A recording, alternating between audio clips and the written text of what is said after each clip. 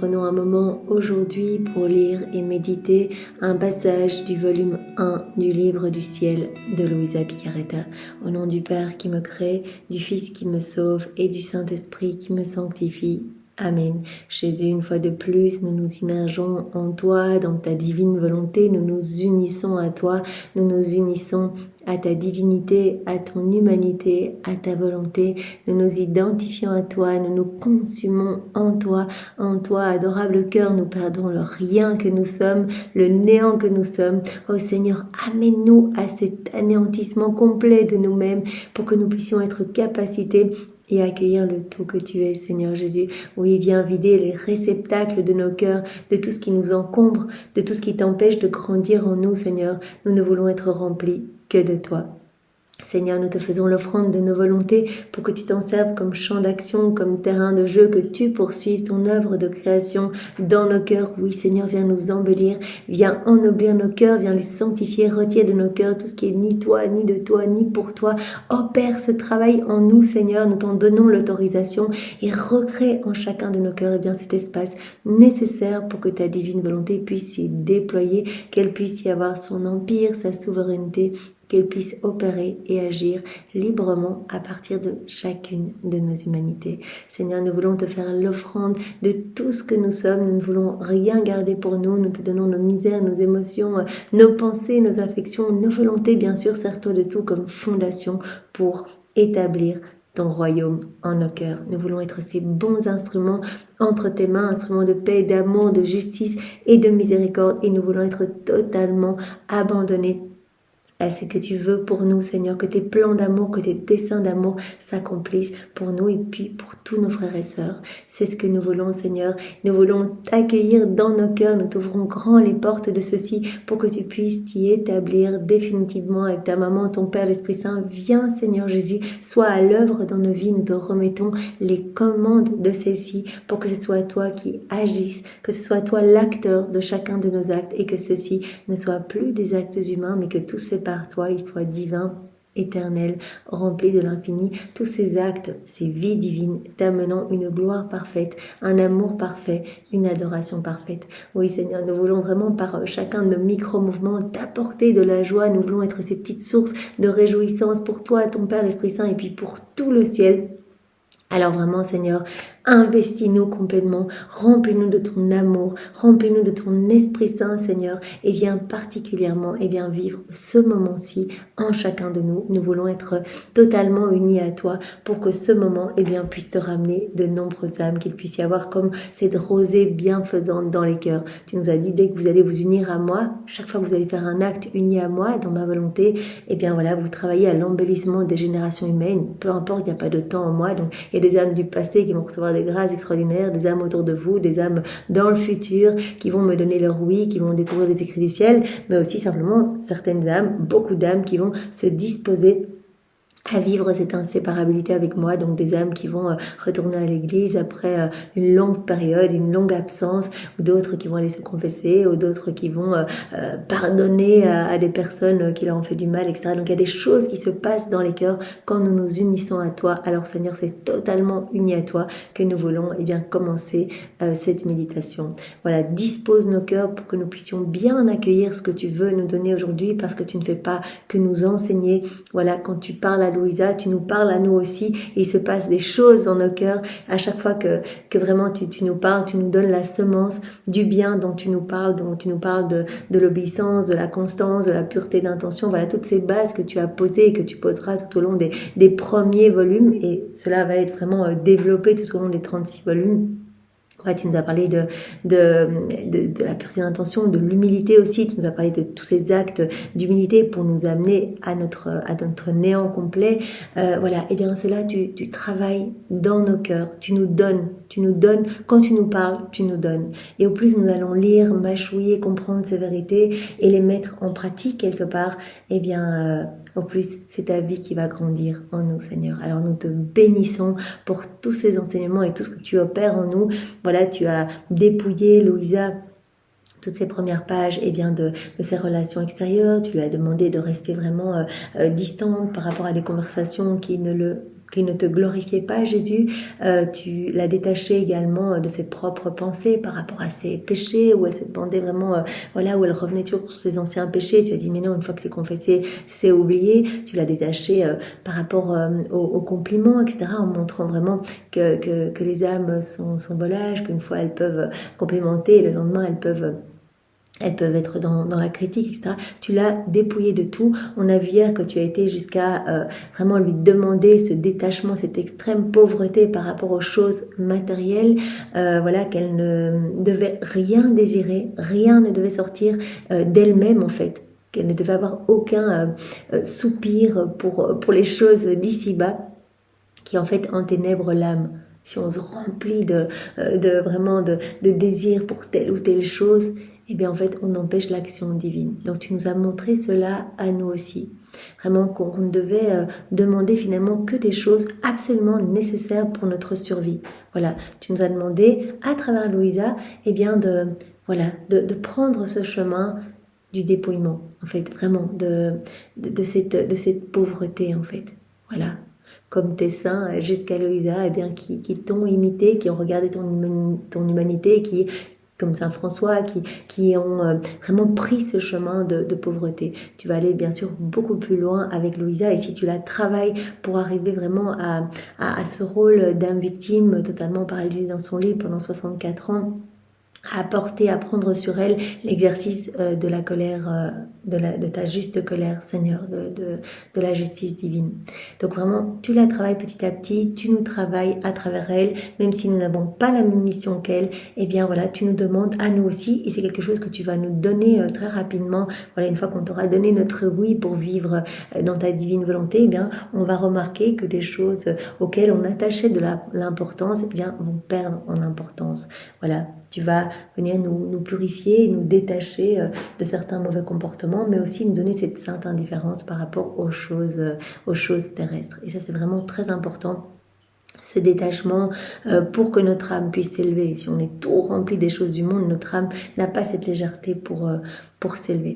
Donc voilà, tu as fait passer Louisa par vraiment différentes épreuves avec les démons, avec sa famille, voilà, comme des attaques de sa famille qui la suivaient, etc., qui l'empêchaient d'aller à la messe parce qu'il pensait qu'elle feignait cet état de pétrification, etc.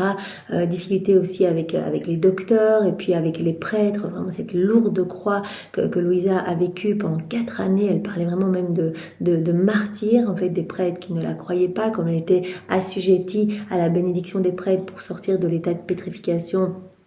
Eh bien, résultant de chaque souffrance que Jésus lui partageait, eh bien, en fait, elle souffrait vraiment parce que les prêtres la laissaient pendant 10 jours, pendant 18 jours dans ces états-là, en pensant que vraiment, elle faisait totalement la comédie. Jusqu'au moment où Jésus vraiment, voilà, elle lui a conseillé un confesseur, Don Michel. Donc, elle va garder pendant 10 ans, et ce confesseur-là, en fait, voilà, elle se confie à ce confesseur-là.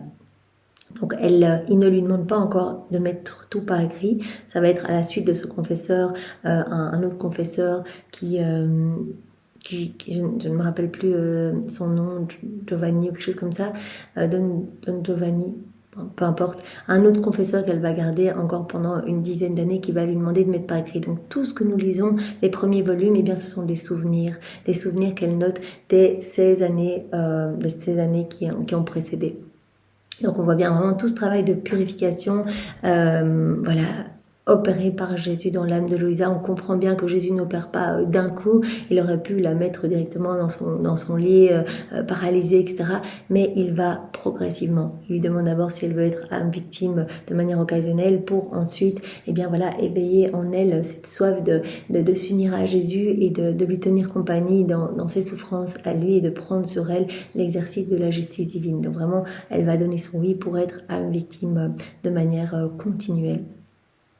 Et alors hier, Jésus, eh bien, vraiment, elle nous a parlé du fait que quand Jésus lui partage une souffrance, chaque fois, il lui donne les grâces de force, en fait, pour pouvoir porter ses souffrances.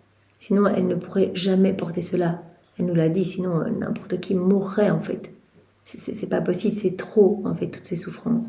Et donc chaque fois Jésus lui donne, mais se déverse même lui-même. Elle parlait de liqueur en fait, parce que c'est une présence réelle. Donc elle parlait vraiment de liqueur, Jésus qui lui donne une partie de sa propre substance, en fait, lui qui n'est qu'amour, pour qu'elle se sente remplie d'amour et qu'elle puisse vraiment porter les peines qu'il lui partage. Donc toujours, les souffrances accompagnées vraiment d'un soutien très important de Jésus. Voilà, chaque fois, comme elle en parlait, ce petit lait d'amour en fait. Vraiment, voilà. Alors aujourd'hui, Louisa va voir Jésus. Donc elle va le voir comme un jeune homme et donc elle va décrire ce qu'elle peut percevoir. Donc elle va essayer par obéissance de mettre par écrit comment elle le voit. Et puis après, elle va faire sa première expérience, donc elle va relater sa première expérience extra-corporelle, donc son âme qui se détache de son corps et Jésus qui l'emmène partout, dans les cieux, au purgatoire, etc. Donc elle va faire sa première expérience et Jésus va lui montrer vraiment la laideur des péchés humains en fait.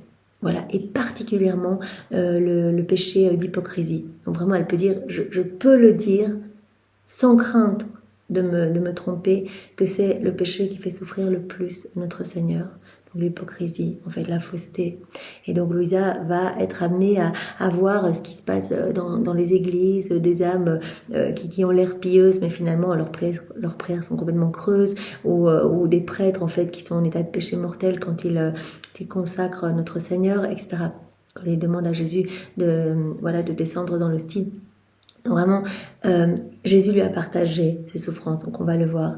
Et puis Jésus va lui donner vraiment des consolations face à cette vision vraiment et ces souffrances vraiment importantes qu'il lui partage. Il va lui montrer des consolations aussi, des très bons prêtres, des saints prêtres qui lui amènent beaucoup de joie et des âmes pieuses qui lui amènent beaucoup de joie. Et il va vraiment lui révéler la beauté du sacrement de l'Eucharistie en fait. Voilà, ce qui se passe et la consolation pour nos âmes. Vraiment, il va nous appeler à rester très attentifs, vraiment, lors de la Sainte Messe, parce que, en fait, c'est toute sa vie. C'est toute sa vie, en fait. Toute sa sainte humanité qui est reprise durant la messe, en fait, dans ce sacrifice. Et c'est vraiment une grande consolation pour nos âmes en fait, parce qu'on communie Jésus totalement ressuscité, et donc c'est une consolation de savoir qu'on va ressusciter et que nos corps vont aussi être béatifiés dans cette gloire éternelle. Voilà, nous allons commencer par cette vision que Louisa a eue de Jésus, voilà, jeune homme de 18 ans, magnifique, et donc elle va parler de cette beauté, bien sûr, cette beauté, c'est vraiment tout l'amour de Jésus qui rayonne de partout, de ses yeux, de ses pensées, de sa voix, etc. En fait, c'est tout cet amour, c'est Jésus qui n'est qu'amour, et tout cela rayonne complètement de son humanité. Viens Esprit Saint, vraiment nous avons besoin de toi pour comprendre ces vérités qui viennent droit du ciel et pour vraiment qu'elles puissent nous travailler. Viens Esprit Saint, viens par la puissante intercession du cœur immaculé de Marie, ton épouse bien-aimée. Viens Esprit d'amour, Esprit de feu, Esprit de force, Esprit de joie, viens, nous avons besoin de toi. Viens par la puissante intercession du cœur immaculé de Marie, ton épouse bien-aimée. Viens Esprit Saint, viens par la puissante intercession du cœur immaculé de Marie, ton épouse bien-aimée. Jésus, bien sûr, nous te demandons de nous disposer complètement. 3 mois passèrent pendant lesquels je demeurais victime permanente dans mon lit, où je recevais non seulement les peines et les souffrances que Jésus me communiquait, mais aussi sa douceur. Toujours. Jésus ne laisse jamais Louisa sans donner cette compensation d'amour et de douceur. Il ne la laisse pas dans un état de souffrance, sinon elle en mourrait. Donc toujours, il y a cette liqueur, en fait, cette amertume que Jésus lui partage, toujours une petite goutte de ce que lui souffre, en fait. Il dit, mais voilà, en fait, t'es âme victime, donc en fait, tu acceptes de me tenir compagnie dans mes peines, et moi, je peux te partager un peu de mes souffrances, mais je te donne vraiment cet immense amour pour que tu puisses porter cela. Pour cela qu'elle dit, mais en fait, j'ai toujours été résignée à sa volonté, et ça a toujours été pour moi, en fait, des douces souffrances, en fait. Vraiment des douces souffrances. 3 mois passèrent pendant lesquels je demeurais victime permanente dans mon lit, où je recevais non seulement les peines et les souffrances que Jésus me communiquait, mais aussi sa douceur. Un matin, Jésus vint à moi comme un aimable et très charmant jeune homme d'à peu près 18 ans. Ses cheveux couleur or étaient bouclés et descendaient de chaque côté de son front. D'habitude, Jésus se montre, eh bien voilà, à l'âge où il enseignait, où il était avec ses apôtres, etc., où il s'est montré aussi petit bébé. Comme on l'a vu au tout début, quand elle était encore une toute petite jeune fille, et bien voilà qu'elle avait médité sur cette neuvaine préparatoire à la fête de Noël. À la fin de cette neuvaine, la veille de Noël, eh bien elle a vu Jésus, tout petit bébé, tremblotant de froid face à toutes nos ingratitudes, etc. Donc voilà, première fois qu'elle le voit vraiment en jeune homme. Ses cheveux couleur or étaient bouclés et descendaient de chaque côté de son front. Il semblait que ces boucles tissaient les pensées de son esprit jointes aux affections de son cœur. Sur son front serein et large, on pouvait voir comme à travers un cristal très clair son esprit, où sa sagesse infinie régnait dans un ordre et une paix céleste. On sent que tout est paix, on peut voir que tout est harmonie. Tout est ordre en Dieu. Mon esprit devint clair et mon cœur tranquille à la vue de ce très charmant Jésus. L'effet fut tel et mes passions si réprimées que je ne ressentais pas le moindre trouble en voyant Jésus, en fait. Voilà, on est comme ravis dans ce doux enchantement. Puisque mon âme expérimenta un si grand sentiment de paix, à seulement le voir, qu'est-ce que j'expérimenterais si je pouvais posséder sa divinité ? Je crois que Jésus ne pourrait pas se manifester dans une si grande beauté à une âme qui ne jouirait pas d'un calme parfait et d'une profonde humilité. Donc, il dit vraiment, voilà, une disposition pour pouvoir jouir d'une si grande joie de le voir, eh bien, c'est d'être dans la paix. Jésus ne pourrait pas se manifester à une âme toute troublée et à notre petite échelle si on veut vraiment sentir la présence de Jésus et sentir sa vie grandir en nous. Par chacun de nos actes, nous alimentons cette vie divine en nous. Eh bien, voilà, Jésus nous appelle à ne pas nous troubler, à ne pas nous préoccuper des choses ici-bas. À chaque fois qu'on se trouble, c'est comme si on quittait ses bras. Jésus souvent rappelle à Louisa, et à travers elle, c'est à nous qu'il rappelle cela. Reste calme en fait, reste calme. Dans le calme, tu vas pouvoir vraiment me ressentir. Il se retirerait si l'âme était toute troublée, il se retirerait au moindre trouble de l'âme. D'un autre côté, si une âme ressentait une paix et un calme tels qu'elle ne serait pas troublée par un désastre et une guerre féroce autour d'elle, alors non seulement Jésus se laisserait voir par elle, mais il goûterait un doux repos en elle, un repos que ne pourrait lui procurer une âme troublée. Donc voilà, le calme dans l'âme, la paix, non seulement nous est vraiment amené par Jésus, au plus Jésus va prendre de la place dans notre cœur, au plus voilà cette paix va s'installer. C'est un des signes que l'on vit dans la divine volonté, cette paix profonde. Et en fait, dans cette paix, on laisse Jésus travailler notre cœur en fait. Il peut prendre son doux repos en nous. Jésus nous a parlé dans les volumes ultérieurs que, en fait, sa grande joie et son grand repos, c'est de pouvoir créer en nous, c'est de pouvoir travailler en nous. Ça peut paraître un peu paradoxal, Jésus qui est au travail dans notre cœur, qui dit « je me repose dans ton cœur », parce qu'en fait, c'est son délice de créer, c'est son délice de pouvoir nous embellir continuellement. Lui, le divin architecte, le divin agriculteur, le divin potier, il peut faire de nous ce qui lui plaît. Et donc, il se repose dans ses créations. À chaque acte que l'on fait, dans sa divine volonté, il prononce son fiat créateur et quelque chose se crée en nous. Et il se repose dans les merveilles qu'il crée en nous. Il recrée son paradis en nous. Donc vraiment, Jésus va nous donner petit à petit cette paix. Et dans ce calme, en fait, on l'autorise à travailler. Voilà, si on est tout troublé, c'est qu'on n'est plus uni à Jésus. Il ne peut plus rien faire en fait. On revient dans nos volontés propres, dans nos troubles, on commence à regarder à droite à gauche et en fait c'est comme si on l'enchaînait à nouveau. Il ne peut plus rien faire et donc il ne peut pas se reposer dans ses belles créations. Donc ça c'est important, voilà, Jésus l'a répété à Louisa, ne regarde pas à droite à gauche, que tes confesseurs pensent, disent, etc. Sois dans la totale obéissance, je te veux vraiment parfaitement obéissante à tes confesseurs et voilà, ne te préoccupe pas de ce que j'autorise en fait, parce que moi je suis aux commandes et j'autorise tout pour la purification de ton âme en vue de ce grand rôle que j'ai pour toi. Elle ne se doute pas encore de ce qu'il attend. Mais Jésus la prépare en lui demandant vraiment cet abandon complet. Jésus a demandé plusieurs fois tout au long de ces derniers jours, ces dernières pages que l'on a médité ensemble, soit abandonné entre mes bras, mais dans ce parfait abandon, comme même une personne morte entre mes bras. Voilà, qui ne gigote pas, ne regarde pas, ne te rebelle pas, sois abandonné, fais-moi confiance en fait. Des souffrances, des prêtres qui ne te croient pas, etc. Peu importe, abandonne-toi. c'est moi qui suis en train de tout gérer dans ta vie. Voilà. Donc quand on est calme, on permet à Jésus de travailler dans notre cœur, et parce qu'il peut travailler, alors il trouve son doux repos et sa joie parfaite à vivre en nous. Sous l'aspect où Jésus se montrait à moi, je ne cessais de le regarder, de l'admirer. Je me disais en moi-même, comme ils sont beaux ces yeux si purs, qui brillent d'une lumière plus claire que le soleil, contrairement à la lumière du soleil. Cependant, la lumière des yeux de Jésus ne blessait pas ma vue. Mais en fait, quand je suis regardée, mais il y a une telle lumière qui sort de ses yeux. Et je pouvais fixer mon regard sur cette splendeur sans aucune fatigue. Bien au contraire, mes yeux en recevaient plus de force. Je ne suis pas éblouie, c'est pas comme le soleil que l'on regarde, on est ébloui. Ici, elle pouvait regarder les yeux de Jésus, mais qui laissait vraiment émaner des rayons de lumière. Elle n'en était pas éblouie, elle ressentait une telle force en fait, en se laissant pénétrer par ses regards. On ne peut quitter des yeux ce mystérieux miracle de beauté qu'est le bleu foncé des pupilles de Jésus. On ne peut pas quitter Jésus des yeux. Un regard venant de Jésus est suffisant pour transporter hors de soi-même et faire parcourir les vallées, les plaines, les montagnes, les cieux ou les plus profondes abîmes de la terre pour le trouver. On voit bien que Jésus, lors de son passage sur la terre, il regardait des âmes et elles étaient bouleversées, elles étaient transformées.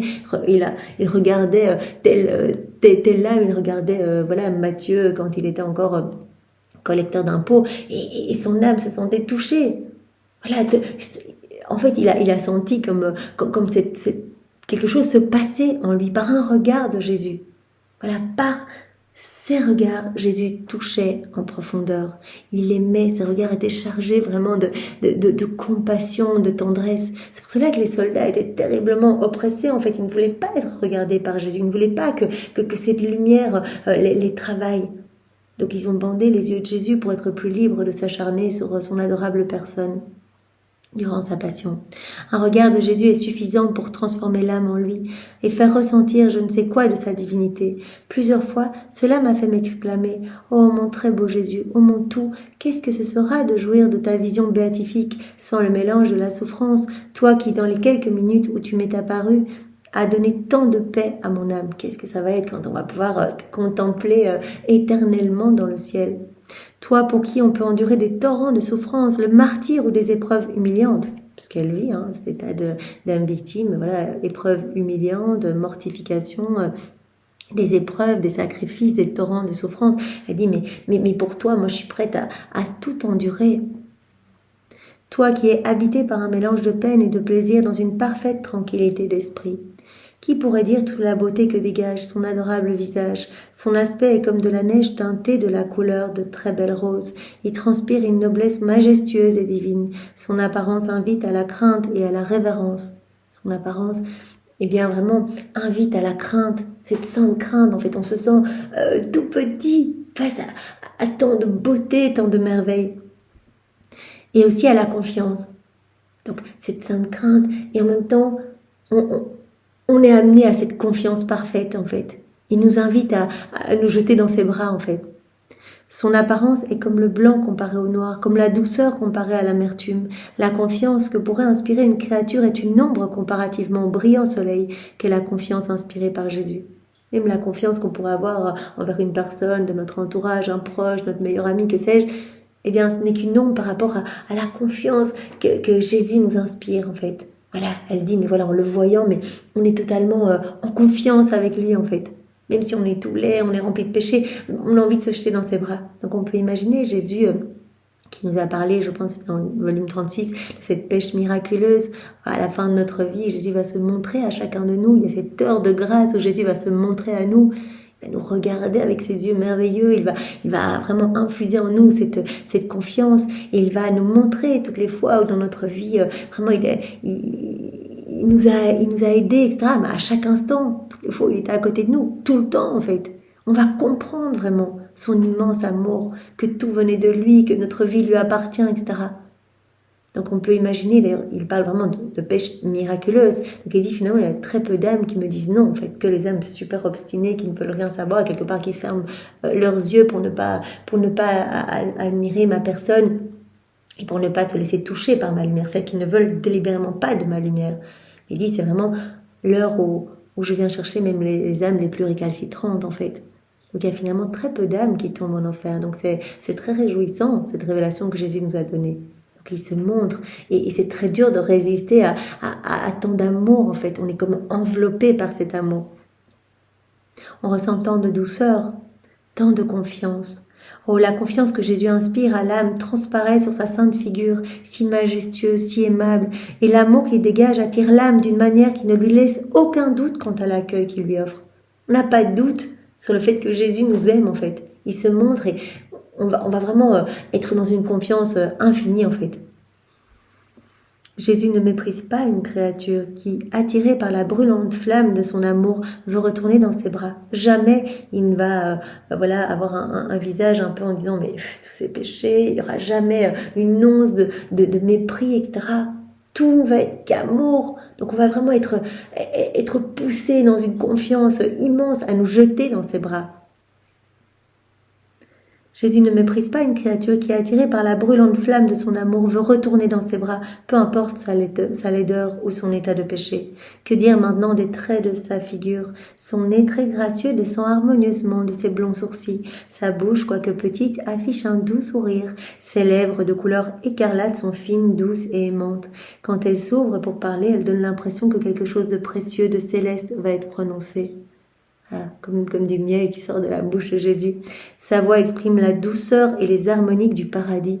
Tout est mélodieux, tout est sublime.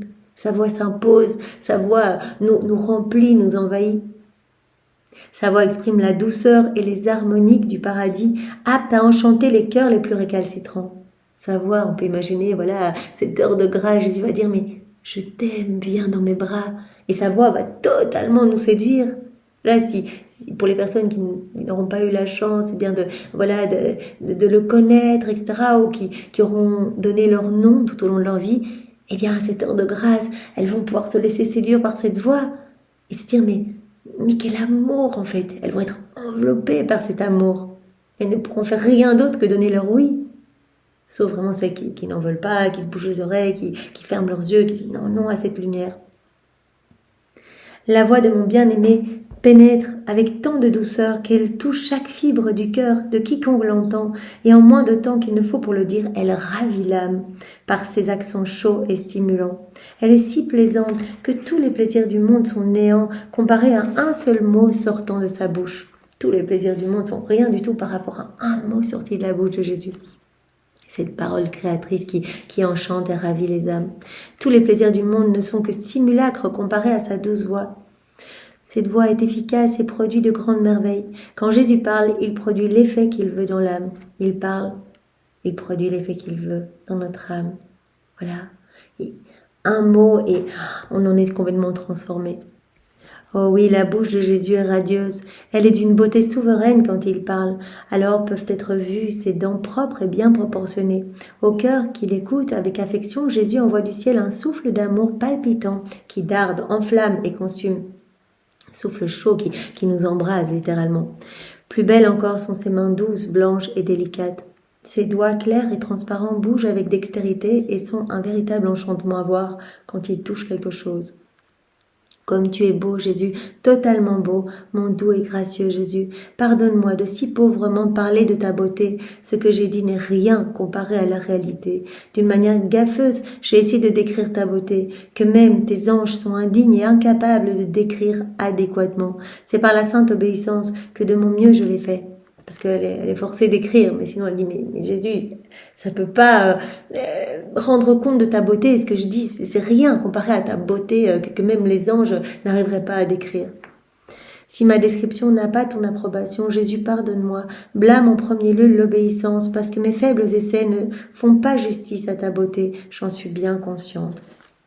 Alors maintenant, on va vraiment lire et méditer cette première expérience extra-corporelle que Louisa va vivre.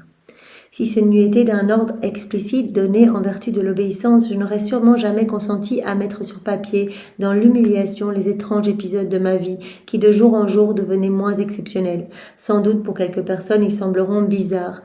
Puisque je n'ai pas le choix, je dirais que mon bien-aimé Jésus, après s'être montré à moi de la manière que j'ai précédemment si gauchement décrite, donc après s'être montré à moi, comme ce jeune homme magnifique, etc., eh bien, Jésus souffla de sa bouche une fragrance céleste qui m'envahit dans mon corps et mon âme. Il souffle sur Louisa et se sent comme envahi de ce parfum céleste.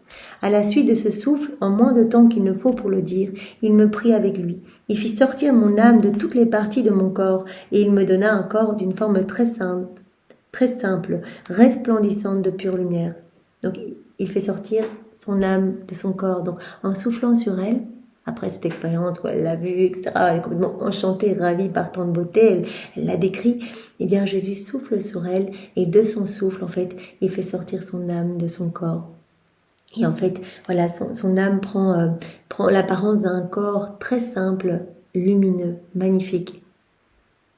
Je pris rapidement mon envol avec lui et nous avons parcouru l'immensité des cieux. En fait, c'est ce qu'elle va vivre maintenant pendant les nombreuses années. Donc, elle est paralysée dans son lit, mais Jésus l'emmène visiter les cieux, le purgatoire, etc. Sinon, comment aurait-elle pu survivre? Donc, vraiment, il vient et il lui fait tout partager, en fait. Donc, elle va pouvoir voir ses confesseurs plus tard, dans les prochains volumes. Elle va pouvoir voir ses confesseurs décédés, etc., parler à Jésus, parler à des âmes du purgatoire, etc. Puisque c'était la première fois que j'expérimentais ce merveilleux phénomène, j'ai pensé, vraiment le Seigneur est venu pour me prendre et certainement je vais mourir. Donc elle pense que c'est le moment de sa mort. Quand je me suis retrouvée hors de mon corps, les sensations que mon âme ressentait étaient les mêmes que je ressentais quand j'étais dans mon corps, avec la différence que quand l'âme est unie au corps, elle perçoit chaque sensation à travers les sens et les transmet aux puissances du corps.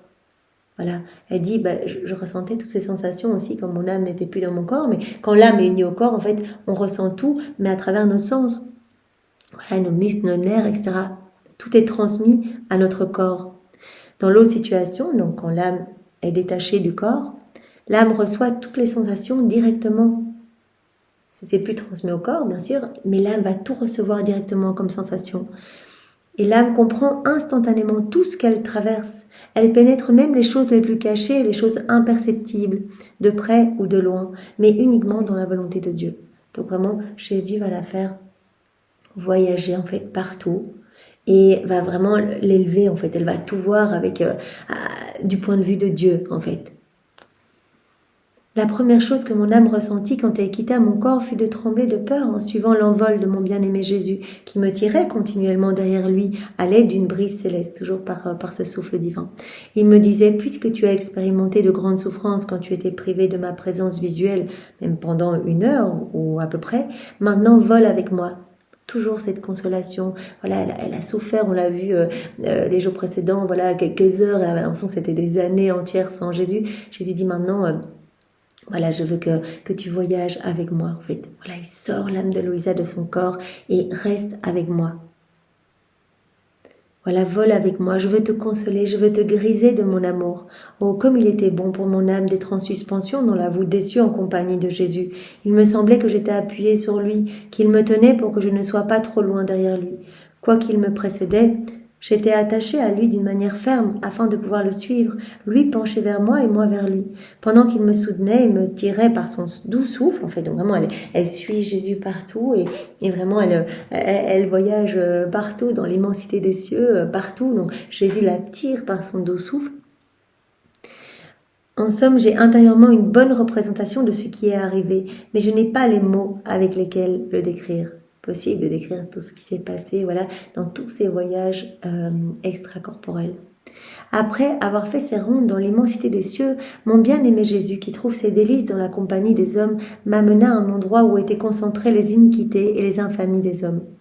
Donc il l'a fait voyager, elle vit ses doux délices avec son bien-aimé, etc. Et Jésus, maintenant, va lui partager ce qu'il ressent face aux méchancetés humaines, aux ingratitudes humaines, aux infamies des hommes, aux iniquités de ses enfants. Oh, comme il était devenu changé, mon doux Jésus, l'aspect de mon bien-aimé. Quelle amertume submergeait son cœur sensible, avec une clarté que je n'avais jamais exprimée auparavant. Je l'ai vu souffrir de terribles tortures. Donc, elle comprend tout. Jésus va lui partager ce qu'il ressent face à vraiment nos froideurs, à nos fermetures de cœur, à toutes nos aigreurs, à toutes les fois où on n'a pas voulu l'aimer, toutes les fois où on n'a pas répondu à son amour.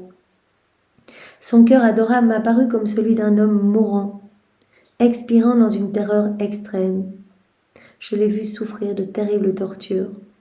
Le voyant dans ce pénible état, je lui ai dit « Mon adorable Jésus, comme tu as changé !» Donc, elle le voyait tout beau, déjà, elle l'a vu magnifique, 18 ans, vraiment tout rempli d'amour, resplendissant, de splendeur, de lumière, etc. Puis il a soufflé sur elle, il a fait sortir son âme de son corps, il l'a emmenée dans ce voyage partout, où elle a vu vraiment des merveilles, etc.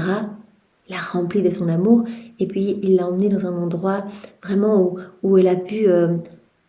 voir toutes les iniquités humaines. Et alors elle a vu aussi l'aspect de Jésus totalement changé. Elle a pris l'aspect d'un agonisant. Elle a dit, mais c'est juste horrible en fait, ce que les péchés me font. Comme tu as changé Jésus, tu es comme un mourant. Oh Jésus, appuie-toi sur moi et permets-moi de participer à ta souffrance. Donc vraiment, Louisa a la compassion de son bien-aimé. Elle dit, mais en fait, partage tout sur moi. Je peux pas te voir souffrir comme ça. Elle aime tellement Jésus que c'est pas possible pour elle de le laisser souffrir seul. Mon cœur défaille de te voir tant souffrir. Je veux participer à ta souffrance. Là-dessus, retrouvant un peu son souffle, Jésus me dit « Oui, ma bien-aimée, libre à toi de m'aimer. Je ne peux pas tenir plus longtemps. » Me disant cela, il me pressa plus intimement sur lui et plaçant ses lèvres sur ma bouche, il versa en moi une amertume foudroyante. Donc, il va partager à Louisa ce qu'il ressent face à toutes nos méchancetés, à tous nos péchés en fait, toutes nos offenses, tout ce qu'on lui fait.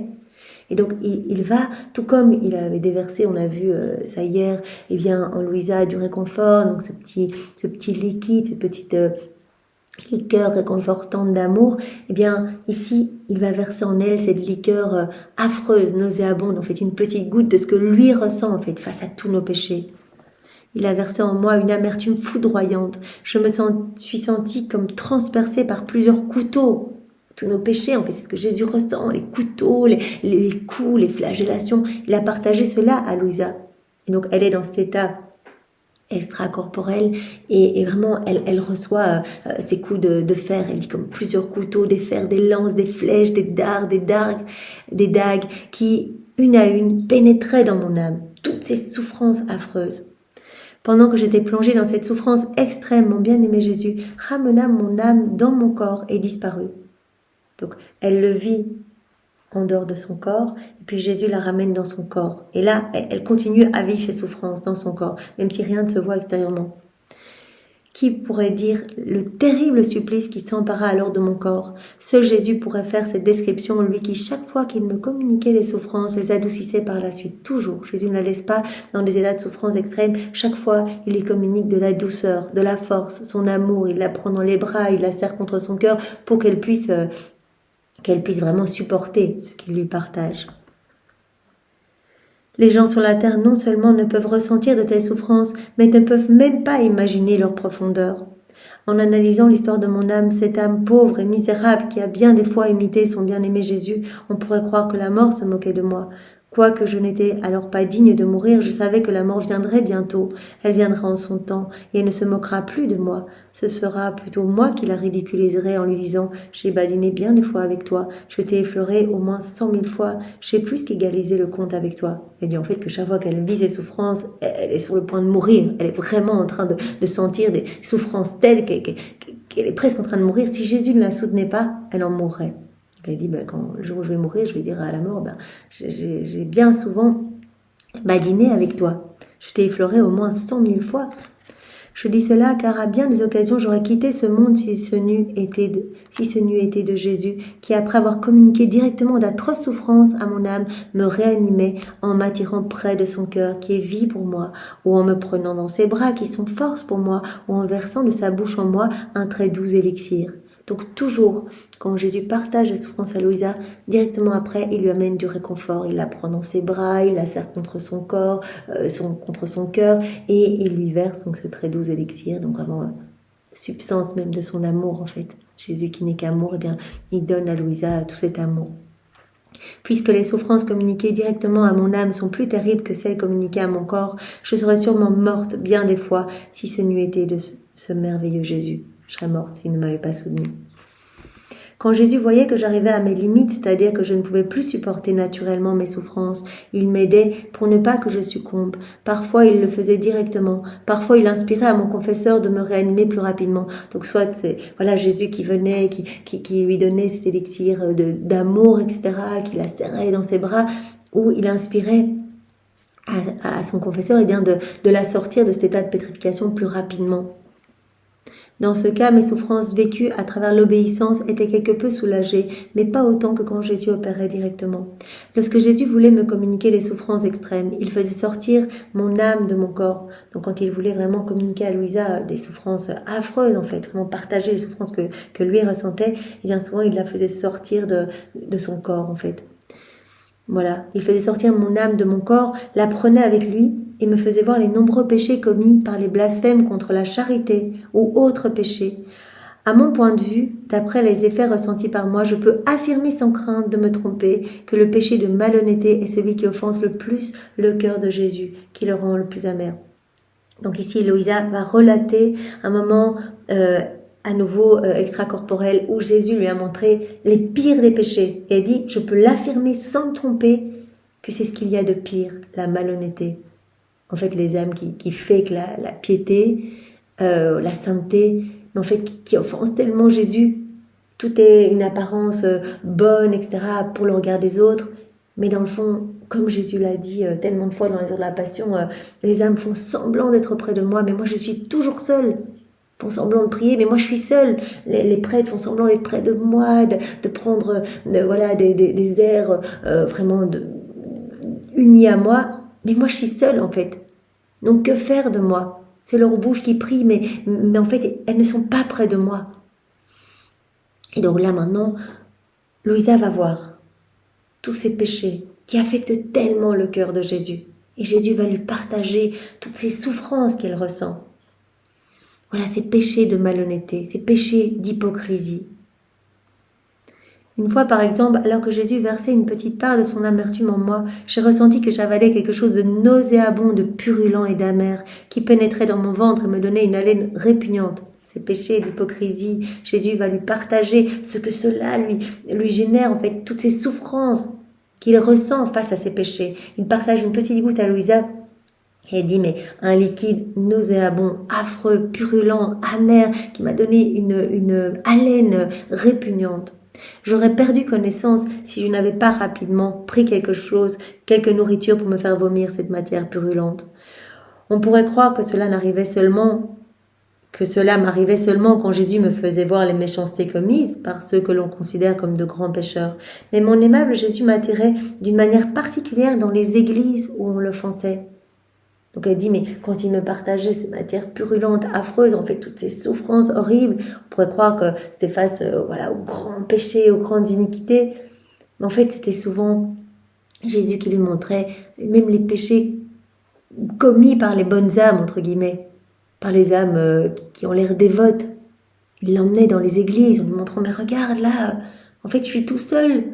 Ces personnes se moquent de moi, elles viennent à l'église, mais elles ne sont pas unies à moi. Voilà.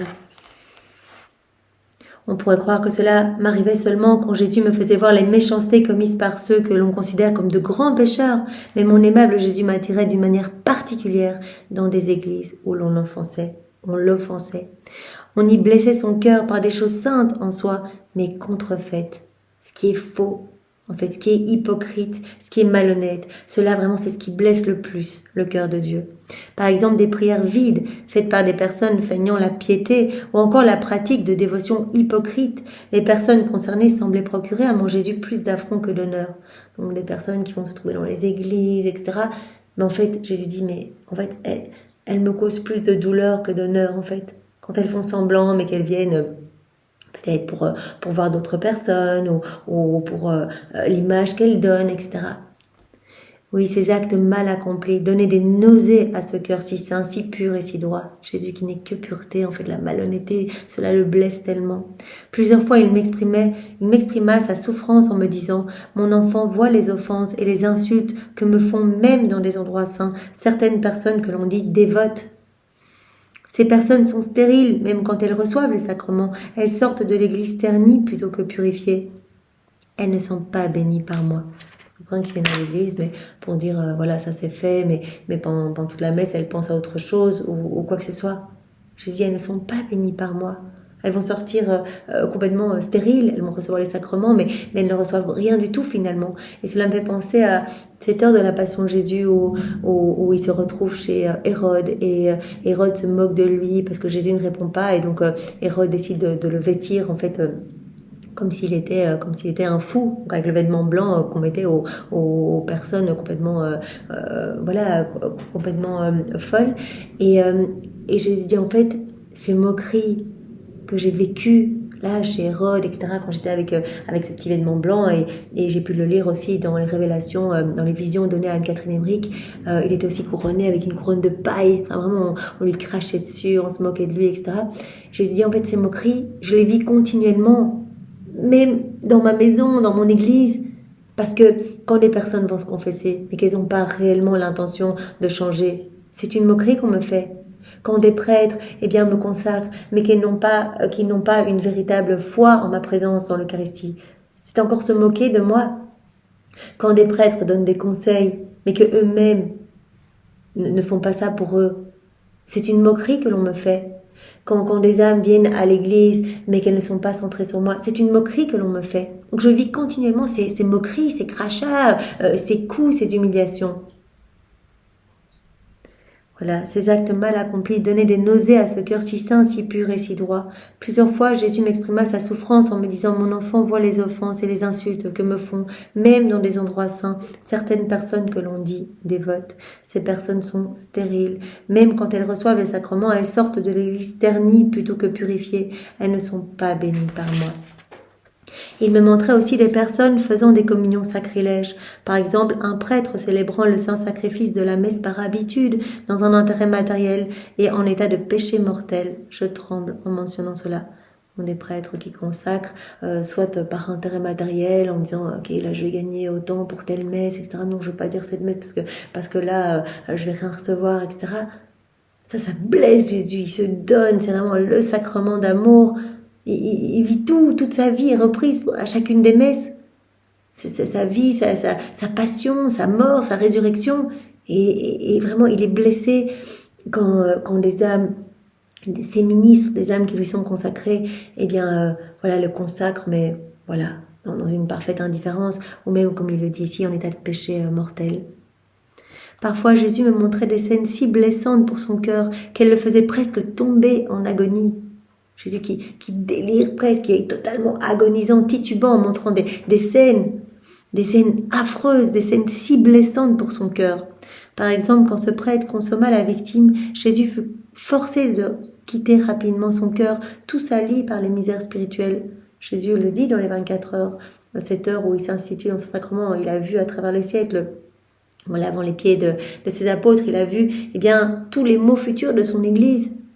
Et il s'est dit, mais en fait, quand il s'est consacré, il a vu aussi les prêtres qui allaient renouveler en fait le déicide continuellement, voilà, par des mains impures, qui allaient le consacrer, mais vraiment avec le cœur complètement ailleurs, rempli de péché, etc. Et il dit, mais moi j'attends comme un petit agneau, j'attends à nouveau ma mort en fait. Et c'est pour ça que Louisa lui disait, mais Jésus, quand tu te trouveras dans de telles mains, appelle-moi et moi, je t'inviterai dans mon cœur pour que tu puisses t'y reposer, que tu puisses trouver de l'amour. Je suis toujours là pour toi, Seigneur. Et quand tu seras dans mon cœur, nous prierons ensemble pour tes ministres, pour qu'ils deviennent vraiment de dignes âmes, te servant et te ramenant des âmes.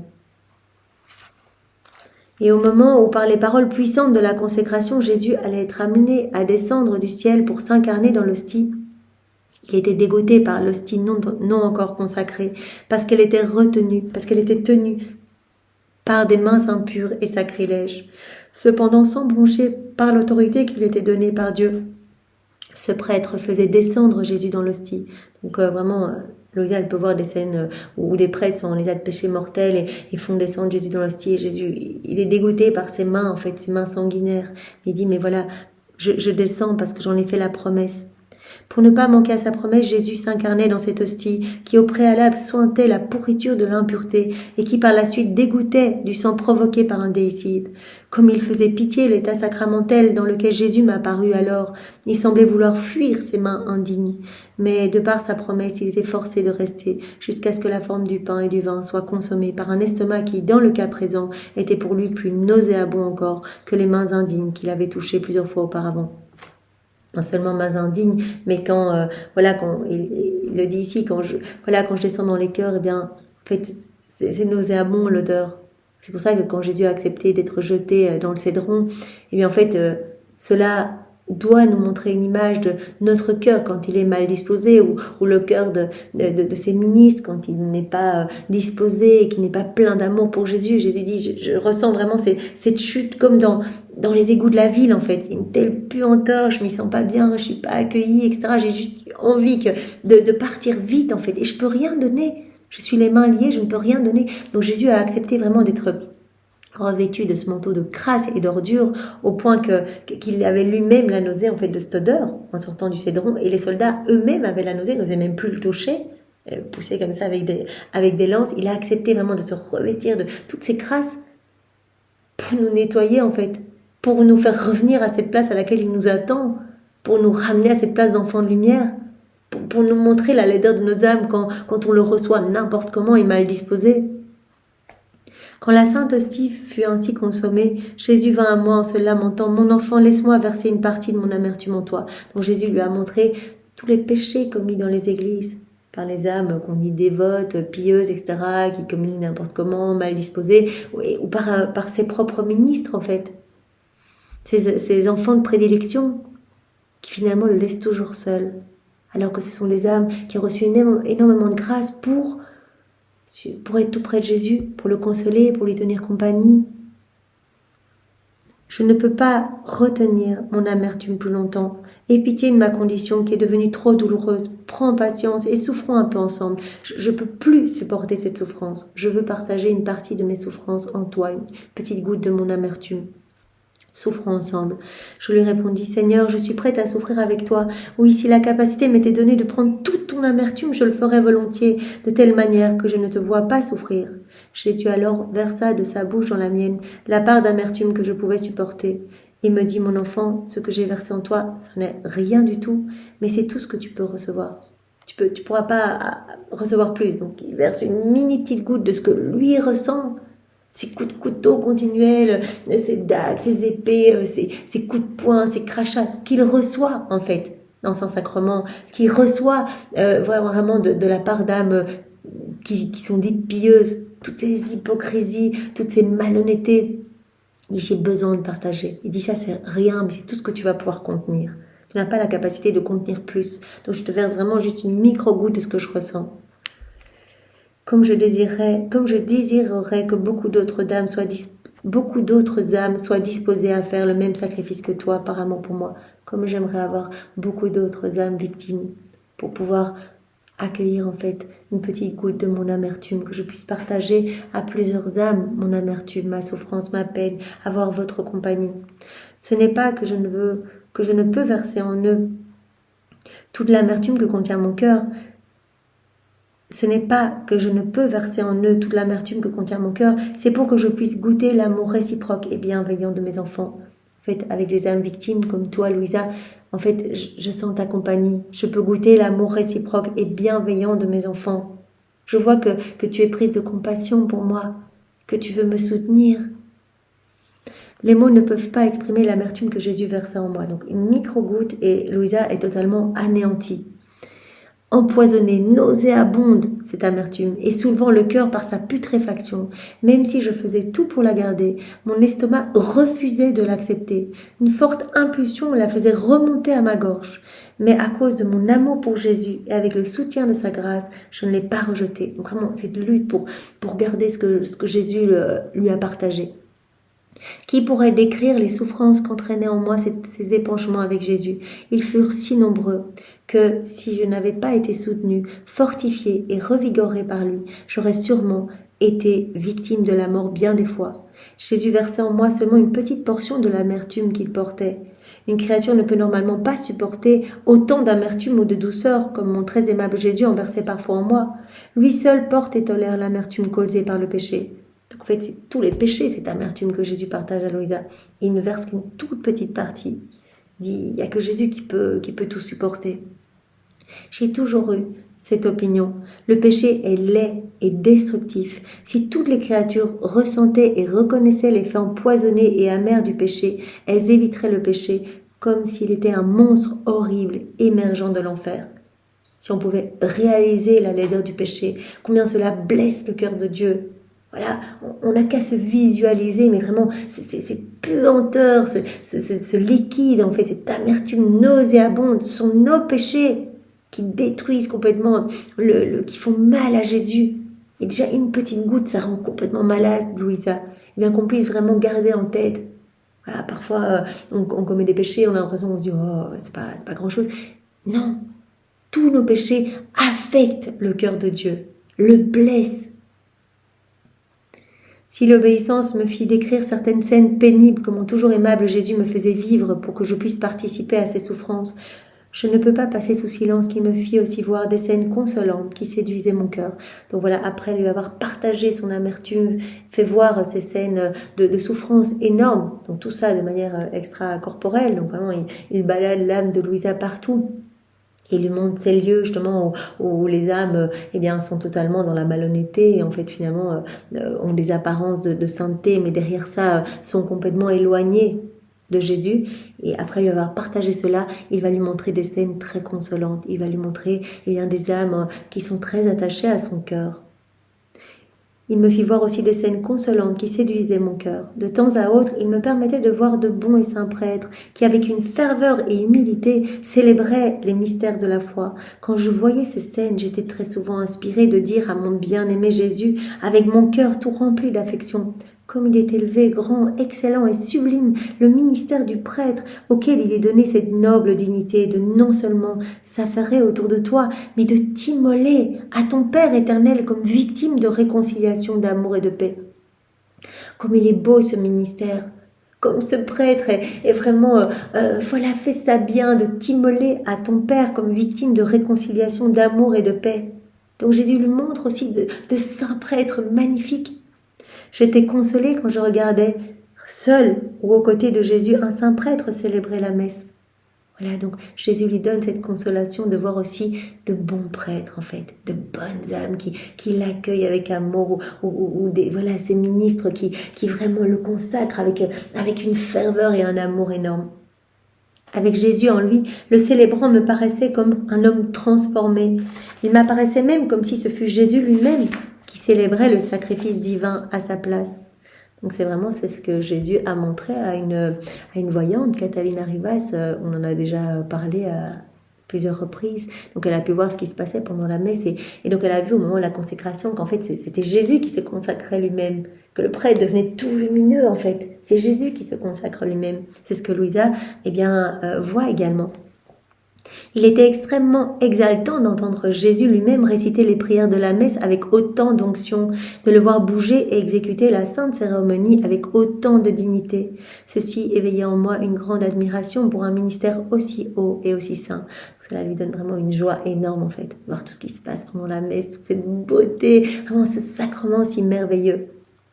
Et là, d'ailleurs, cela me fait penser, dans un volume ultérieur, quand Jésus parle justement des souffrances qu'il ressent face à ces ministres qui sont parfois si indignes et qui le consacrent n'importe comment, Marie dit en fait je suis toujours là en fait, je glisse mes mains dans les mains des prêtres pour que mon fils ne ressente pas la puanteur de ses mains sanguinaires, terme utilisé par Jésus et Marie, de ses mains criminelles.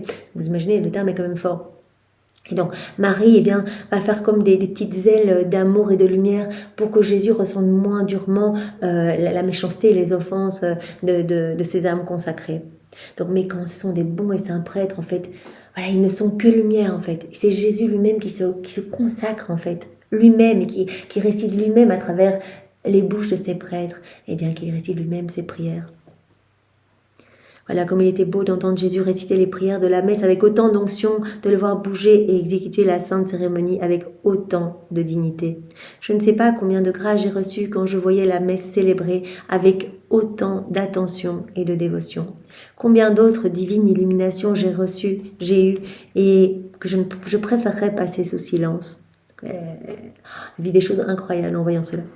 Mais puisque l'obéissance me le commande et que lorsque j'écris, Jésus me réprimande souvent pour ma paresse ou parce que je veux omettre des choses, je vais m'exécuter. Donc, elle a vu des choses incroyables en fait. Elle a compris, elle a reçu des illuminations incroyables, voilà, en voyant ce qui se passe pendant la messe. Et Jésus la force, donc vraiment elle est poussée par l'obéissance à mettre tout par écrit. En mettant toute ma confiance en Jésus, je veux lui dire, quelle patience on doit avoir avec toi, mon bien-aimé Jésus. Je vais te satisfaire, mon doux amour. Mais parce que je me sens indigne et inhabile pour parler de mystères aussi profonds, sublimes et exaltants, je le ferai en comptant beaucoup sur l'aide de ta divine grâce. Donc maintenant, Jésus veut que Louisa en dise plus sur ce qui se passe pendant la messe. Pendant que j'assistais attentivement au sacrifice divin, Jésus me fit comprendre que la messe recouvre tous les mystères de notre religion. La messe est absolument magnifique. On trouve toute la profondeur de notre religion, de notre foi. Elle parle silencieusement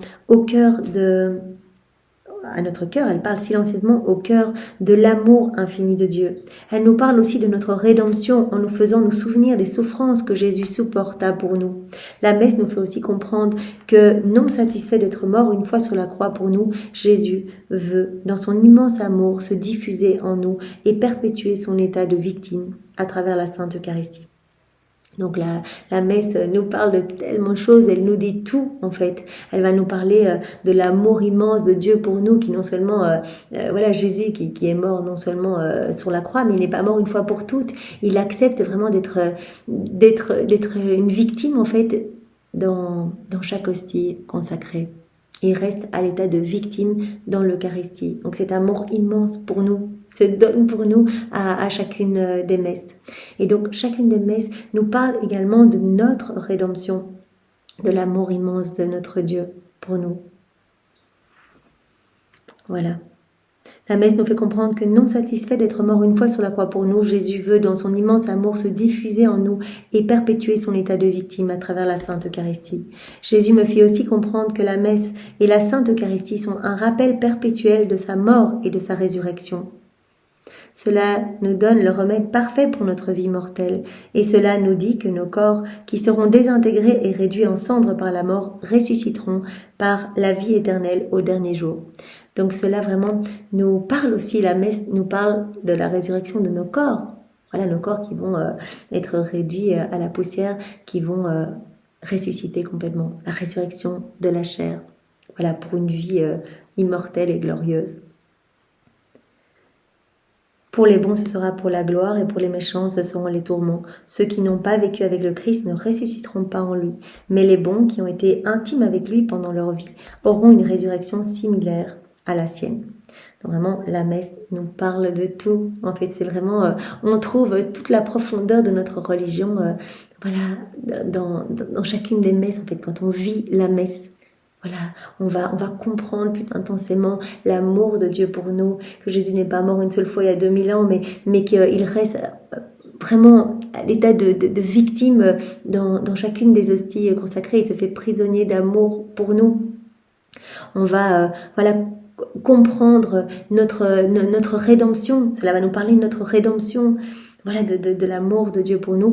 Et on va aussi, on va pouvoir comprendre aussi que nos corps vont ressusciter, en fait, que nos corps vont complètement ressusciter pour cette vie glorieuse et éternelle. Jésus me fit bien comprendre que la chose la plus consolante du saint sacrifice de la messe est Jésus vu dans sa résurrection. Ben oui, on va communier à Jésus ressuscité. Et Jésus dit, c'est ce qu'il y a de plus consolant en fait. Vraiment, essayez de vivre intensément la messe et vous allez comprendre vraiment que vous êtes tous appelés à la résurrection. Cela est supérieur à n'importe quel autre mystère de notre sainte religion. Au même titre que sa passion et sa mort, sa résurrection est renouvelée mystiquement sur nos autels quand la messe est célébrée. Tout est renouvelé vraiment sur les autels en fait, au moment où la messe est célébrée. Toute la vie de Jésus, toute sa passion, sa mort, sa résurrection, tout est renouvelé à chacune des messes. Sous le voile du pain sacramentel, Jésus se donne lui-même aux communiants pour être leur compagnon au long du pèlerinage de leur vie mortelle. Par le moyen de la grâce provenant du sein de la Sainte Trinité, il donne la vie qui dure toujours à ceux qui participent corps et âme au sacrement de l'Eucharistie. On va recevoir toutes les forces, la force nécessaire pour notre pèlerinage ici-bas. Ces mystères sont si profonds que nous ne pourrons les comprendre entièrement que dans notre vie immortelle. Cependant, dès maintenant, dans le sacrement, Jésus nous donne de plusieurs manières, presque tangiblement, un avant-goût de ce qu'il nous donnera dans le ciel. Là, on va avoir sa présence réelle pendant 15 minutes, le temps que les espèces soient consommées. C'est 15 minutes où Jésus est véritablement en nous. Alors on le sait bien sûr, on va l'apprendre par la suite avec les volumes ultérieurs, que dans la divine volonté, en fait, chaque acte est une hostie, en fait. Voilà. 10 hosties dans le ciboire, 10 actes, c'est la même chose. On fait un acte, Jésus prononce la parole de la consécration sur notre âme. Jésus dit, dans la divine volonté, vous pourriez continuellement rester la bouche ouverte, en fait, vous communiez à chaque seconde, chaque respiration. Voilà, c'est moi qui vis en vous. Mais donc, c'est vraiment magnifique. Et si on va à la messe, Jésus nous dit, en fait, c'est aussi pour réparer. Vous venez en fait pour me tenir compagnie. Vous venez pour me recevoir dans la divine volonté en fait, pour me laisser me communier en vous et pour réparer pour toutes les communions qui sont faites de manière sacrilège, etc. Jésus nous a dit dans les volumes ultérieurs que en fait tout ce qu'on fait dans la divine volonté, on lui offre la réparation complète. On lui offre la gloire que les autres auraient dû lui donner si tous les actes avaient été accomplis dans la divine volonté. Donc je prie dans la divine volonté, je vais réparer pour toutes les prières qui n'apportent pas de la gloire à Dieu, toutes les prières qui sont vides, qui sont rempli de méfiance, etc. Je mange dans la divine volonté, je vais réparer pour toutes les âmes qui mangent sans penser à leur créateur, sans remercier, ou qui commettent des péchés de lousonnerie, ou des péchés de gourmandise, etc. Je marche dans la divine volonté, je vais réparer pour tous les pas qui marchent à des fins mauvaises, ou qui ne marchent pas vers leur créateur, qui ne s'attachent pas au pas de Jésus. Donc à chaque fois, on répare. Donc quand je vais à la messe dans la divine volonté, que je vis cette messe dans la divine volonté, je me prosterne en rentrant dans l'église, je me prosterne au nom de tous et je répare pour tous ceux qui commettent des actes irrévérencieux, qui arrivent dans les églises et qui sont là pour prendre des photos, qui ne pensent absolument pas vraiment à cette présence et qui ne remercient pas, qui ne louent pas. Quand je vais recevoir Jésus, c'est lui-même qui va se recevoir en moi. Et donc je vais réparer pour toutes les communions sacrilèges, ou voilà toutes ces souffrances dont Jésus a montré cette amertume que cela lui causait à Louisa. Donc voilà toutes les hypocrisies, les malhonnêtetés, etc. Donc on va réparer en allant à la messe et en vivant la messe dans la divine volonté. Mais Jésus dit, quand vous faites vos actes, vous cuisinez, vous mangez, vous buvez, vous marchez, vous respirez, vous dormez, même vos besoins usuels, vos besoins naturels, eh bien chaque acte, c'est moi qui le fais en vous. Chaque acte est vraiment une hostie. Donc ça, c'est vraiment, c'est incroyable. Donc Jésus nous parle vraiment de la beauté, en fait, de ce sacrement. Voilà, la beauté de ce sacrement où, durant la messe, en fait, nous pouvons comprendre toute la vie de Jésus. Voilà, tout est vécu à chacune des messes. Toute la vie de Jésus, sa passion, sa mort et sa résurrection. Donc nous comprenons aussi que nous sommes appelés, à ressusciter. Donc après notre mort, et bien sûr à aller nous unir à notre Père dans le ciel, mais aussi la résurrection de nos corps. Non seulement nos âmes, mais nos corps aussi vont être béatifiés dans ce contentement éternel. Voilà. La messe nous dispose à la méditation sur la vie, la passion, la mort et la résurrection de Jésus. L'humanité du Christ, à travers les vicissitudes de sa vie terrestre, s'est réalisée en 33 années. Mais dans la messe, mystiquement, et dans une brève période de temps, une petite messe de semaine, d'une demi-heure, elle est renouvelée. Toute l'humanité de Jésus, toute sa vie, chacun de ses actes, ses mouvements, ses paroles, les miracles, les prêches, sa passion, sa mort, sa résurrection, tout est renouvelé pendant le temps de la messe. Elle est renouvelée dans l'état d'anéantissement des espèces sacramentelles. Voilà, tout est renouvelé. Voilà, au moment de la consécration. C'est tellement beau. Ces espèces contiennent Jésus dans l'état de victime de paix et d'amour propitiatoire jusqu'au moment où elles sont consommées par un humain. Après cette consommation, la présence sacramentelle de Jésus n'existe plus dans le cœur. Jésus retourne dans le sein de son Père exactement comme il le fit quand il ressuscita des morts.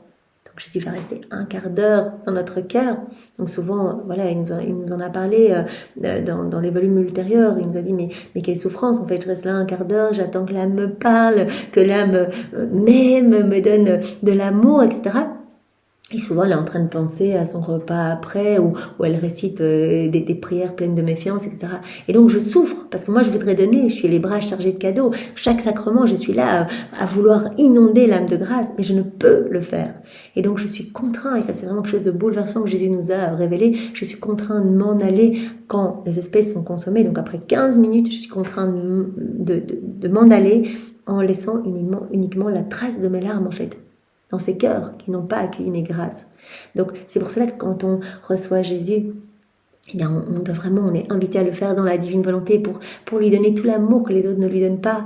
Pour dire Jésus, je suis là dans chaque cœur qui t'a reçu, qui te reçoit, qui te recevra, pour te dire que je t'aime, pour t'inonder de ta tendresse à toi, de l'amour de ta maman, de l'amour de ton père. Je t'offre ta vie, la vie de ta maman, tes actes de ta maman, les actes de tous les saints. Je t'aime Jésus, je t'accueille. Je te dis dans chaque cœur, Jésus, que ta volonté soit faite, je m'offre à toi, je veux décrocher tous les actes suspendus de ma vie, je veux que tu fasses de moi ce qui te plaira. On est là pour réparer, pour donner à Jésus, eh bien, tout cet amour que nos frères et sœurs n'ont pas donné, ne donnent pas et ne donneront pas. Voilà, et Jésus dit, ben voilà, après 15 minutes, ben je retourne dans le sein de mon Père. Exactement comme je l'ai fait lors de ma résurrection des morts.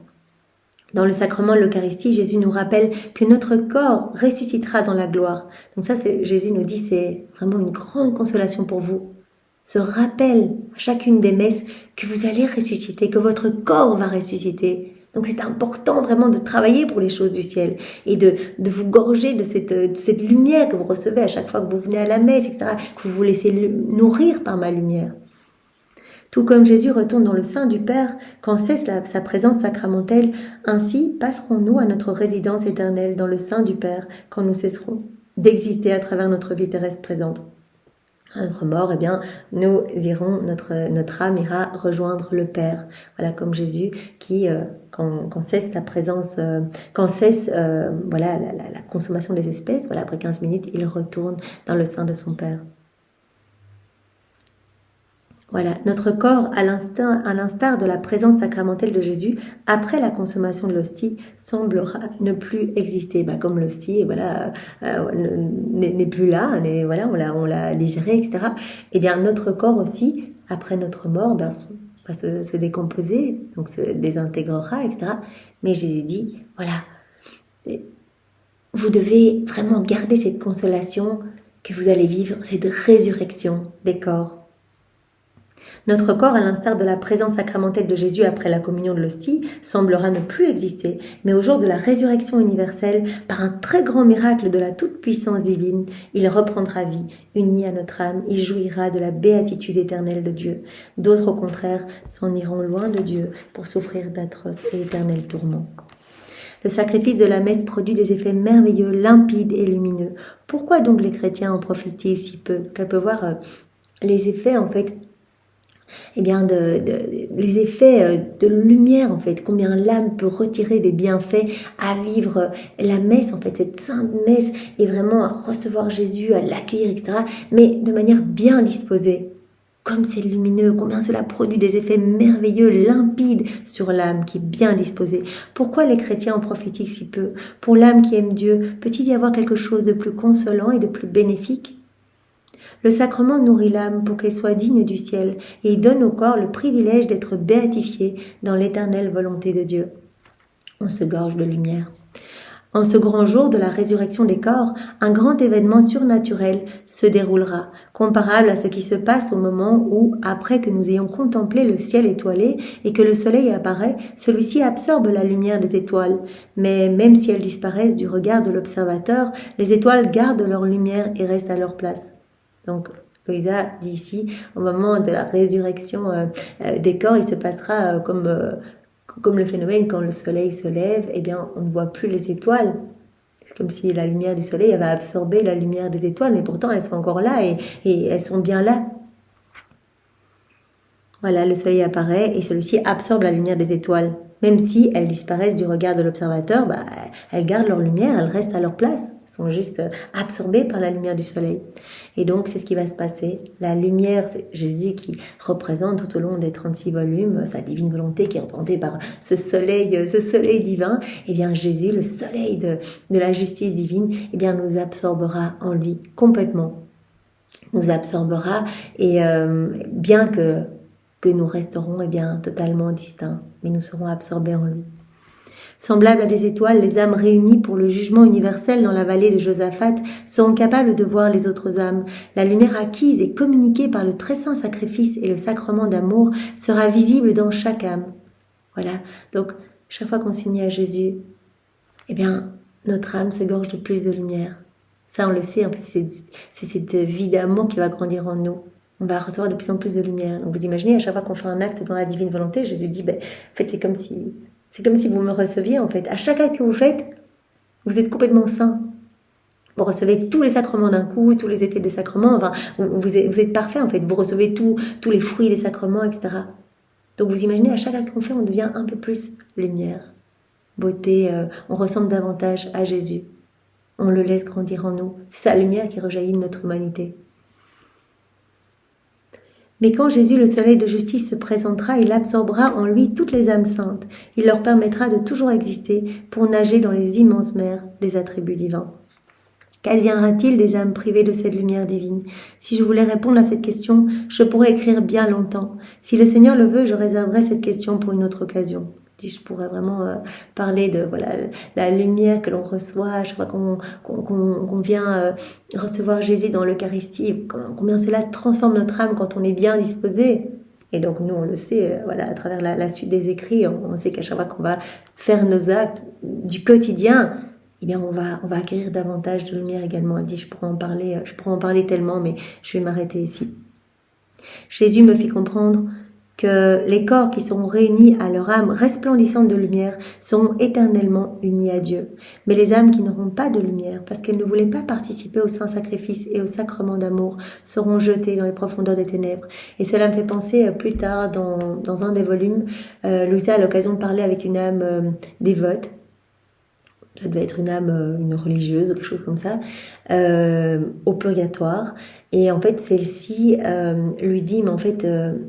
c'est moi, si je suis ici au purgatoire, c'est parce que plusieurs fois durant ma vie, j'ai refusé d'aller à la messe en fait.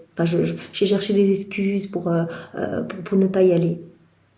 Et en fait, ça c'est une offense énorme en fait. C'est vraiment une offense que l'on fait à l'amour de Dieu. Jésus qui se donne complètement à nous. On a vu que que c'est toute sa vie en fait. Il se trouve dans ce sacrement de l'Eucharistie, sa vie, sa passion, sa mort, sa résurrection. Et en fait, c'est une grave offense. C'est comme un rejet de son amour, en fait, de ne pas vouloir aller à la messe. Et donc, elle expliquait que, toutes ces fois où elle avait trouvé des excuses pour ne pas y aller, en fait, c'était vraiment quelque chose qui avait blessé très fort le cœur de Dieu. Et donc, elle devait passer de longs moments au purgatoire pour expier ces offenses très fortes qu'elle avait fait à Dieu. Donc toutes les fois, on est invité donc à la messe, Jésus vient nous gorger de lui en fait, nous remplit de sa lumière. Et donc il nous appelle vraiment à être bien disposés pour ne pas offenser son amour. Vraiment, il veut tant nous donner. Les âmes qui n'auront pas de lumière parce qu'elles ne voulaient pas participer au saint sacrifice et au sacrement d'amour seront jetées dans les profondeurs des ténèbres. Où elles devront refaire tous ces moments au purgatoire. Mais vraiment, gardons en tête que rejeter ce sacrement d'amour, en fait, c'est rejeter Jésus lui-même, en fait. Il se donne complètement à nous. C'est tellement magnifique ce qui se passe, en fait, pendant la messe. Il y a tous les saints, tous les anges. Padre Pio le disait lui-même, en fait, si les âmes voyaient ce qui se passe à la messe, il faudrait vraiment des policiers à l'entrée de chaque église pour gérer les émeutes, parce que tout le monde voudrait y être tout le temps, en fait. C'est tellement sublime. On court dans tous les lieux de pèlerinage, voilà, des apparitions mariales, pour essayer de recevoir des grâces de Marie, etc. Mais Marie, elle est à chacune des messes. Ça, on le sait, par les révélations de Catalina Rivas, elle se trouve derrière le prêtre, elle est là. Et comme on l'a vu aussi dans les écrits du ciel, voilà, elle enveloppe les mains du prêtre pour accueillir son fils. Et elle se trouve en chacun de nous aussi quand on a reçu Jésus pour lui donner ce qu'on lui donne mal. Toutes les fois on l'offense, ou on le fait pleurer parce qu'on pense à autre chose, Marie, elle est là pour consoler Jésus. Donc c'est vraiment, c'est incroyable et tellement beau ce qui se passe à la messe. Et d'autant plus, nous le savons, voilà, si nous vivons tout dans la divine volonté, on peut vraiment offrir de la réparation à Jésus, le consoler. Voilà, si nous entendons des personnes en train de papoter après la communion ou d'être distraits dans la file, on l'a vu dans cette heure de la Passion où Jésus dit « je souffre » en fait. Louisa, elle a vu Jésus recouvert de toutes les insignes de sa passion dans l'Eucharistie, avec les couronnes d'épines, des épines dans ses yeux. Il a dit, mais c'est toutes les fois où les âmes viennent me recevoir et leurs pensées sont ailleurs, ou les épines dans mes yeux, et c'est toutes les fois où les âmes ne me regardent pas, elles viennent me recevoir et elles regardent ailleurs. Et elles nous privent l'un l'autre de ces regards chargés d'amour. Donc vraiment, soyons attentifs quand nous allons recevoir Jésus. Regardons-le, quand nous allons l'adorer, regardons-le. Adorons-le, on peut dire vraiment Jésus, je me nie à toi, je me nie à ta divinité, à ton humanité, à ta volonté, je veux te tenir compagnie, être près de toi. Et je répare pour tous ces regards fuyants, Seigneur. Et donc, elle a pu voir aussi Jésus, mais avec des clous dans ses mains, pour tous les actes inconvenants qui se font dans les églises, les comportements inappropriés, les tenues indécentes, etc. Tout ce qui se passe, les mariages qui se font dans les églises, et puis il y a des personnes qui n'ont pas du tout l'habitude d'aller dans les églises et qui viennent communier, mais vraiment avec des tenues qui vraiment blessent la pureté de Dieu. Et donc Jésus dit, je souffre en fait. Mes oreilles sont aussi plus molestées que durant ma passion. Vous imaginez, durant la passion de Jésus, on lui crachait dessus, on criait, la foule entière lui hurlait des insultes, etc. Et il dit, mais dans l'Eucharistie, mes oreilles souffrent plus que durant ma passion. Tellement les prières sont mal faites, que les âmes ne sont pas du tout unies à moi. Donc on peut vraiment aller pour réparer. Jésus, je répare là, je communie au nom de tous. C'est au nom de tous que je t'accueille. Jésus, comment tu te sens dans mon cœur? Sainte Thérèse, eh bien, parlait à Jésus, elle le recevait. Elle disait, mais mon petit Jésus chéri, de quoi tu as besoin? Qu'est-ce que je peux faire pour toi? Est-ce que tu n'as pas froid dans mon cœur? Je t'aime, Jésus. Restons vraiment absorbés et unis à Jésus, vraiment. Voilà, c'est tellement magnifique ce qui se passe et vraiment on peut lui donner ce que nos frères et sœurs ne lui donnent pas. À cause de leur ingratitude volontairement commise contre le grand donateur, ces âmes deviendront des esclaves de Lucifer. Voilà, pour les âmes qui ont rejeté toute leur vie et jusqu'à la dernière minute, qui ont même rejeté la présence de Jésus, parce que Jésus va se montrer, et bien voilà, elles auront choisi elles-mêmes de se détacher du cœur de Dieu pour aller se perdre. Elles seront éternellement tourmentées par de terrifiants remords. Donc voilà, Jésus, tu nous as montré que l'Eucharistie vraiment nous parle en fait. Nous parle de ton amour immense pour nous parle de tes souffrances et nous parle de notre rédemption, nous donne cette grande consolation que notre âme, mais aussi nos âmes, mais aussi nos corps vont être béatifiés dans un contentement éternel. En fait, tu nous parles vraiment de la résurrection de nos corps. Donc c'est vraiment, c'est magnifique, Seigneur. Eh bien, donne-nous cette grâce de pouvoir être unis à toi continuellement, dans nos quotidiens, et de pouvoir aller réparer tous les jours si nous le pouvons. Nous sommes tous invités au banquet des noces. Eh bien, allons-y et honorons notre Seigneur et remercions-le. Soyons dans cette louange pour tant d'amour qui se déploie à chaque instant pour chacun de nous.